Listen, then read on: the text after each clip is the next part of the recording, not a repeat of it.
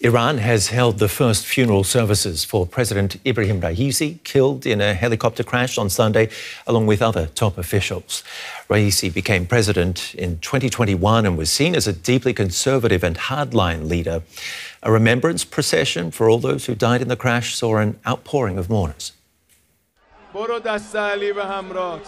Tens of thousands of Iranians escorting their president to his final resting place. Ebrahim Raisi and several other officials died after their helicopter went down in heavy fog, striking a blow to the Islamic Republic's leadership at a time of unprecedented tension in the region. External danger has never brought the Iranian people to their knees.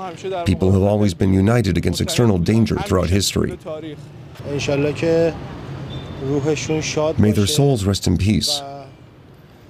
And may the nation be able to deal with this issue and everything return to normal, thanks to God. Iran's supreme leader, Ayatollah Ali Khamenei, picked this man, Vice President Mohammad Makhbar, to lead the country until a new president can be elected. Makhbar has 50 days to hold the vote. Raisi's death may weaken Iran's conservative establishment.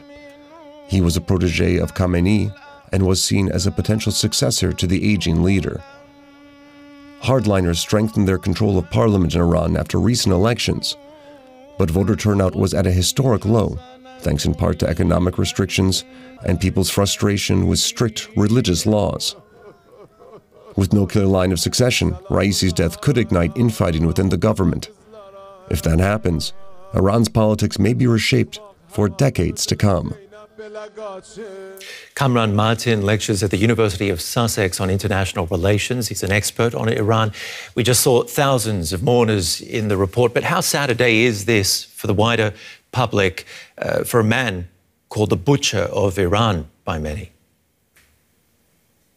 Indeed, which is why I don't think we should read too much into the footages coming out of Iran. Iranian state media has developed, very much expertise in producing such images for external consumption.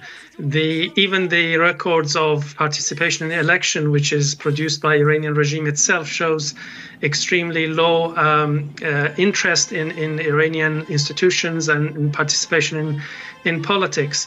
And of course, Mr. Raisi is known or remembered by many Iranians because of his participation in the so-called Death Committee in the 1980s, especially in 1988, when thousands of Iranian political prisoners were executed, and he was one of the four-man committee which implemented a fatwa by Ayatollah Khomeini, who had asked for prisons to be cleared from these political prisoners. But in any case, his death clearly poses some challenge to the Islamic Republic, but I'm not sure this will be something which will go out of control. Elections are very much pre-engineered in Iran because of the nature of the system. There is a unelected body which has to approve all the candidates who want to stand in elections, and in that sense, the wishes of the supreme leader will be implemented one way or the other. We're just looking at live pictures there of the funeral services. What's the message from the Assembly of Experts, which is meeting today to discuss a successor on the very day of this funeral?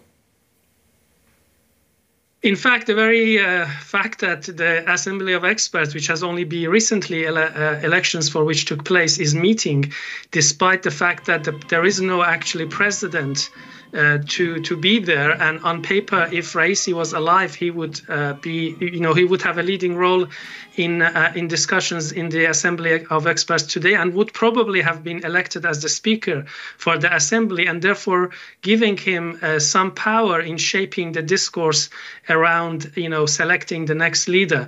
Which is why actually for some people this whole incident or helicopter crash seems a bit suspicious in terms of potentially a kind of internal purges or internal settling accounts, paving the way for potential selection of Khamenei's own son, who many see as the preferred candidate of the regime to succeed Ayatollah Khamenei as the supreme leader.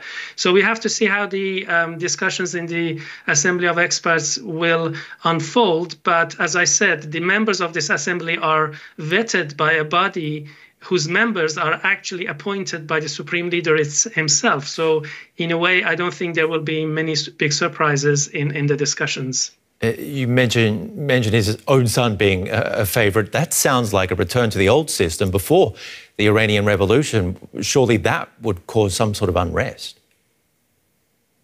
Yes, I mean, there has been a lot of noise about it within the regime, especially reformists, warning against a sort of hereditary system against which Iranian revolution itself took place in 1979.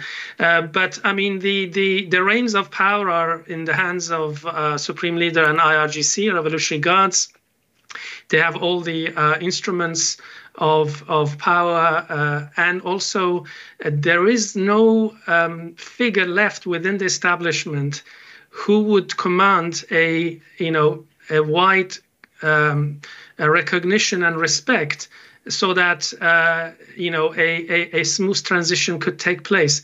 So I think in the case of Khamenei, IRGC and the actual power of the security establishment will play a key role.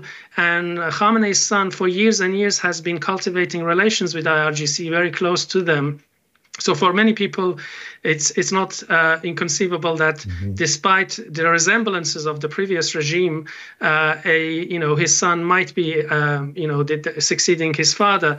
But in an authoritarian system, as you know, or your viewers also know, things can go in unpredictable ways, and we have to see how these internal differences will be negotiated, especially in the coming presidential elections to replace Raisi after his demise in this incident of helicopter crash. Briefly, Cameron, if I can ask you, what is the possibility of change for the people? What sort of hope is there when it comes to the economic hardship, the oppression, the regional instability caused by Iran's establishment? I very much doubt that the Iranian regime will change course given the advanced level of its nuclear program, which it sees as a bargaining kind of chip in negotiations with the West. With the reformists completely out of the system, the regime by definition has shifted to the kind of right, and it has reoriented itself towards China and Russia, as we know in international relations. And the prospect of also Donald Trump winning elections in America and taking even a harder line against Iran means that things in Iran will not get better politically or economically under the current regime. But as I said, neither the power of the people can be predicted, as we saw in a couple of years ago, the Women, Life, Freedom protest, but also in fighting in the absence of Khamenei, who would kind of reconcile different factions, might lead to a sort of situation in which the regime might actually implode from within in the coming years. Great getting your take. Kamran Martin, Senior Lecturer for International Relations at the University of Sussex. Thanks for being on DW again. Thank you. Thanks for having me. Thanks. Let's bring in Nilufar Gulami here from DW's Persian service to talk to us about what's going to happen in Iran now that the President Raisi, is dead. We know there's an interim president and an election is going to be held, but could we see a power struggle at the top in Iran? Yeah, after Khamenei's approval and under Article 131 of Iran's constitution, Vice President Mohammad Mokhber temporarily assumed Raisi's duties. And according to the state media, there will be a presidential election on June 28th. Mokhber is a member of IRGC and very close to the Supreme Leader Khamenei, and he has been a key figure in many financial institutions that are vital for the regime and financial empire of Khamenei. In my opinion, there won't be a major power struggle. The next president, no matter hardliner or reformist, will be loyal to Khamenei. Here is the only matter of disagreement between the two political factions. However, in principle, both are committed to the Islamic Republic existence. And of course, it's not clear how long Khamenei will be alive. And if at the time of his death, IRGC and its supporters have more power, it will be a big win for after Khamenei's era, unless the people of Iran can disrupt this game. Nilufar, thank you very much for taking time for us today. That was Nilufar Gulami from DW's Persian Service. Thanks for watching.